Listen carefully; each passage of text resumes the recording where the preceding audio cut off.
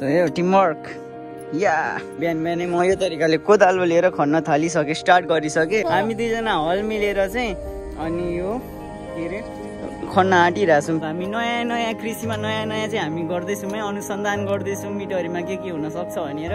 आमा छोराले मम्मी र म फेरि आलु र फापर रोप्दैछौँ।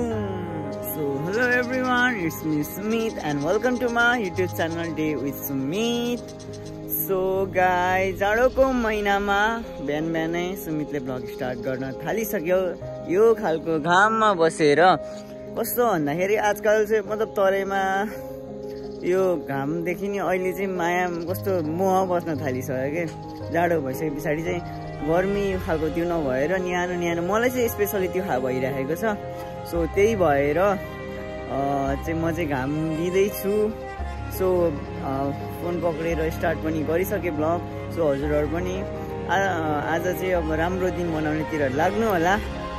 सो सुमित पनि राम्रो दिन बनाउनेतिर चाहिँ लागिसक्यो।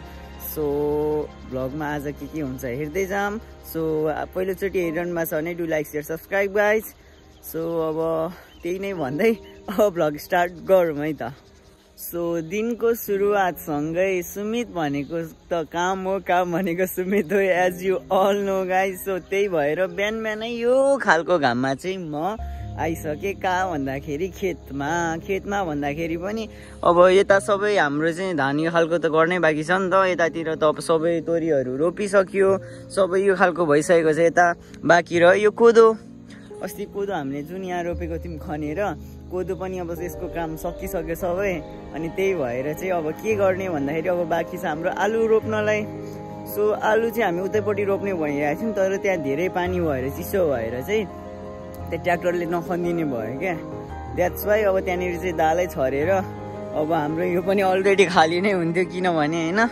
सो यहाँनिर चाहिँ सो यस्तो हो कि खाली ठाउँलाई चाहिँ किन बनाउने होइन त। एज अ फार्मर भए पछाडि त्यो खालको किसान भए पछाडि त खाली ठाउँ राख्नै हुँदैन, जस्ट त्यहाँनिर खेती गरिदिने हो क्या। अब थोरै दिनु होला त्यो केही छैन, तर खाली चाहिँ हुनु भएन।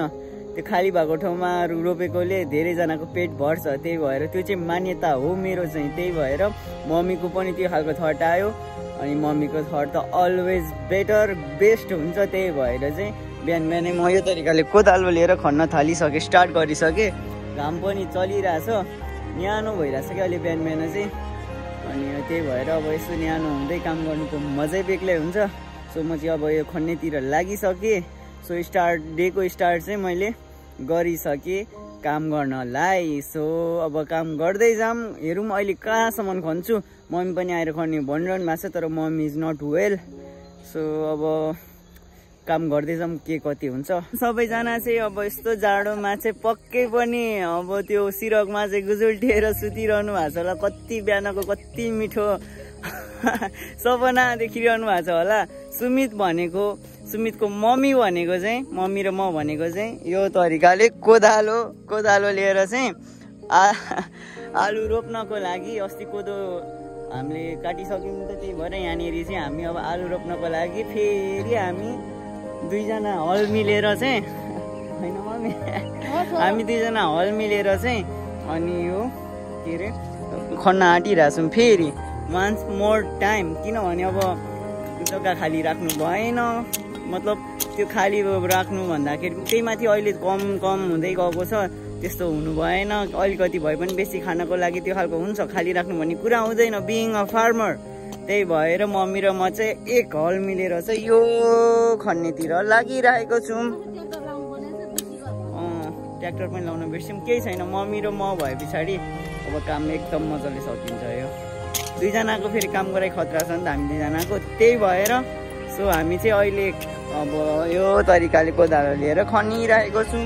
हजुरहरू चाहिँ सुतिरहनु भएको छ कि के गरिरहनु भएको छ। सो पर्फेक्ट वर्कआउट भइरहेछ अहिले चाहिँ यो खालको भिटामिन डी लिँदै अनि कोदालो बोकेर खन्दाखेरिको, त्यही माथि मम्मीसँग काम गर्दाखेरिको पसिना चलाउँदाखेरिको त मजै बेग्लै हुन्छ। So Sumit having good time, working time. So stay tune guys. काम चाहिँ गर्न नबिर्सिनु होला है, नसुत्नु होला धेरै। हजुर यहाँ हान्नु न। सो यो टिमवर्क या। सो फाइनल्ली आमा छोरा मिलेर चाहिँ बिहानभरिमा यो तरिकाले हामी खनिसक्यौँ, यति खनिसक्यौँ होइन। सो हामी आमा छोराको काम गराइ चाहिँ यो खालको हुन्छ। काम गरिसके पछाडि हामी काम गरिसकिसके पछाडि मात्र हिँड्छौँ। सो हामी आमा छोरा भए पछाडि ट्र्याक्टर पनि नचाहिने खालको रहेछ नि मम्मी। हजुर। सो हामीले यो खनेर पनि छोडिसक्यौँ। सो आमा छोराको हाम्रो टिमवर्क चाहिँ त्यो खालको हुन्छ, काम गरे पछाडि गरेरै छोड्ने। अनि अर्को चाहिँ के हो भन्दाखेरि हामी अब यहाँनिर चाहिँ आलु रोप्न आँटिरहेको छौँ, जुन यहाँनिर यति खनेको ठाउँमा चाहिँ। सो यतातिर आलु अनि यतातिर फापर रोप्ने अरे। मम्मी अरू के रोप्छौँ हामी भन्नु त? यता यता यता भन्नु त के रोप्छौँ?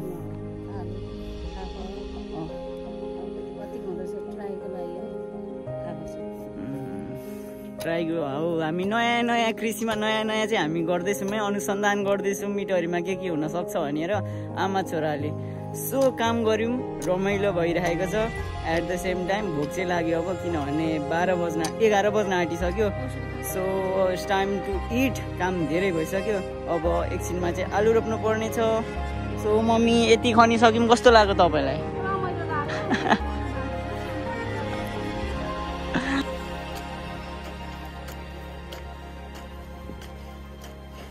सो आलु रोपाइ चाहिँ स्टार्ट भइसकेको छ हाम्रो चाहिँ। उहाँ देखादियो मलाई। सो आलु चाहिँ यसरी नै रोप्छ। यो चाहिँ यता देखा, यो मल चाहिँ, यो मल भनेको चाहिँ हाम्रो सुँगुरको एकदम टट्टी सुँगुरको टट्टी नै हो यो। सुँगुरको एकदम यो कम्पोस्ट मल हो। अब सुँगुरको टट्टीले कतिको चाहिँ काम गर्छ हेरौँ है त।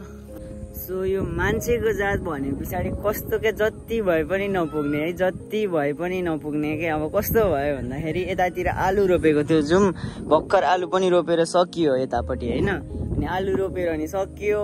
अब यतिले पनि पुगेन भन्दाखेरि पनि कस्तो भयो भन्दाखेरि अब यता पनि खाली थियो नि त, अनि यतातिर अझै यति खाली छ। अनि यहाँ पनि खनेर अनि यहाँ चाहिँ मम्मीले के रोप्ने भन्नुहुँदैछ भन्दाखेरि लसुन रोप्नु हुने अरे क्या। सो हो, खाली चाहिँ राख्नु हुँदैन। बिङ अ फार्मर भए पछाडि खाली राख्नु चाहिँ हुँदैन। त्यही पनि अब मान्छेलाई जति भए पनि पुग्दैन। सो गर्नु पनि पर्छ। सो गरि पनि रहेछौँ, त्यो नै ठुलो कुरा हो। अब चाहिँ भनेको मम्मी उता डस्नाको लागि बनाउनको लागि जानुभयो।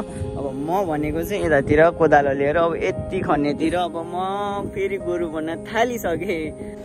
So here is the end of the day guys. अनि भन्नुपर्दाखेरि आज भनेको आलुको लागि खेत पनि खनियो, अनि आलु पनि रोपियो, प्लस कोदोको लागि पनि खनियो। जुन खनिसकेको त्यो चाहिँ देखाउनु पाएन किनभने अर्को काम आयो। त्यही भएर म चाहिँ के अरे खानासाना सब्जी बनाइसकेर अनि निस्किसकेँ, किनभने रात पनि परिसक्यो। आजकलको दिन त्यही खालको हुन्छ, कतिखेर जान्छ थाहा नै हुँदैन। सो आजको दिन भनेको फुल अफ वर्क भयो। ढाड एकदम दुखिरहेछ, जिउ एकदम दुखिरहेछ। त्यसको मेडिसिन पनि मसँग केही छैन। सबैजना पनि एकदम स्वस्थ रहनु होला। जाडो छ, तातो भएर बस्नु होला। Stay home guys. So do like, share, subscribe guys. So stay tuned for another video. Love you. Take care. Bye bye.